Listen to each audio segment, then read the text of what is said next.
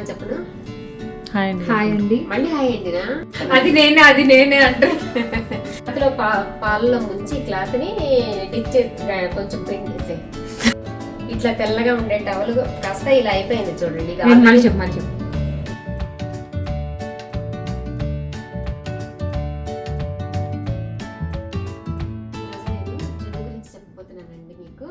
జున్ను అందరికీ తెలిసిన విషయమే, కాకపోతే ఇది కొంచెం కొత్తగా కనిపించే జున్ను అనమాట.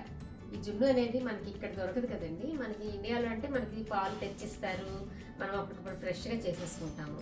కానీ అదే ఫ్రెష్ అలాగే చేసుకోవాలనే ఐడియాతోటి నేను మా అమ్మ కలిసి ఇలా చేసామండి.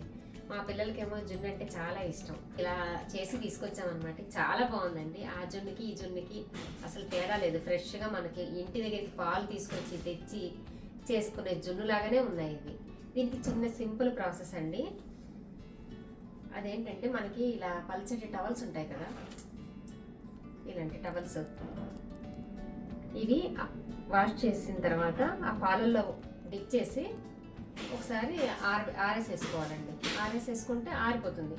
ఆరిపోయిన తర్వాత మళ్ళీ ఇంకోసారి డిప్ చేసుకోవాలి, మళ్ళీ ఆరేయాలి. అలాగా ప్రాసెస్ చేసుకుంటే సరిపోతుంది.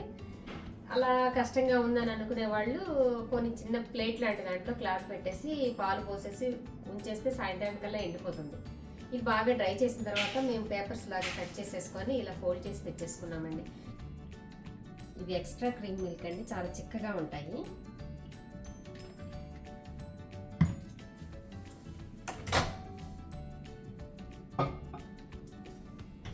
కొంచెం వేడెక్కితే చాలు.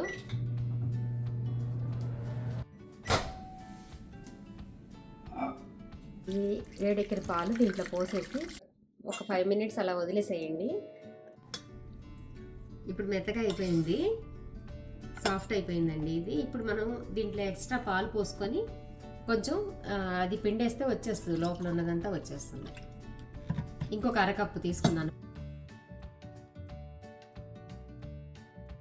నానిపోయిందండి, ఇప్పుడు పూర్తిగా నానిపోయింది. ఇలా అయిపోయింది చూసారా.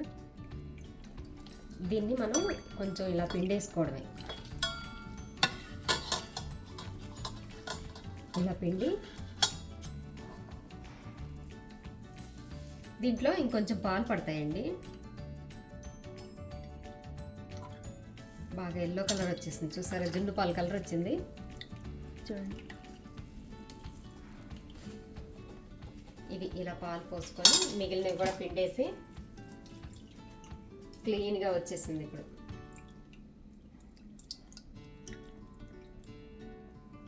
ఈ క్లాత్లో కూడా ఉన్న పాలు కూడా మొత్తం పాలన్నీ వచ్చేసాయి. ఈ పాలల్లో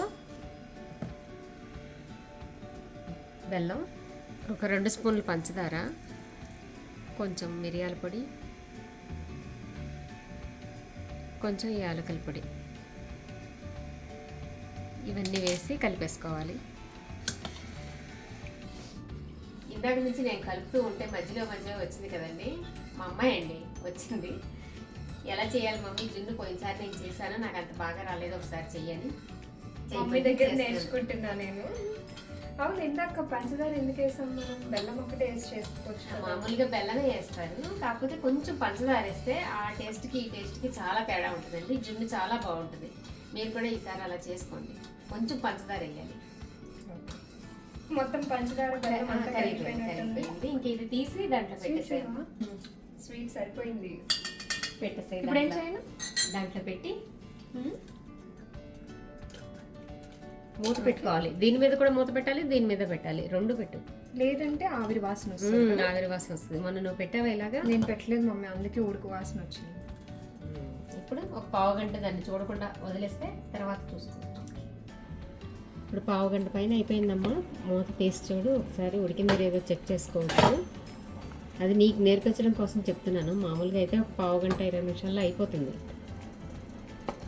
అది చూడు, దానికి ఏమీ అంటుకోలేదు కదా. ఓకే, ఉడికిపోయింది. చూసారా ఎంత చక్కగా వచ్చిందో. అప్పుడే ఫ్రెష్గా మనకి పాలు వస్తే చేసుకున్న జున్నులాగానే ఉందండి. టేస్టీ జున్ను రెడీ.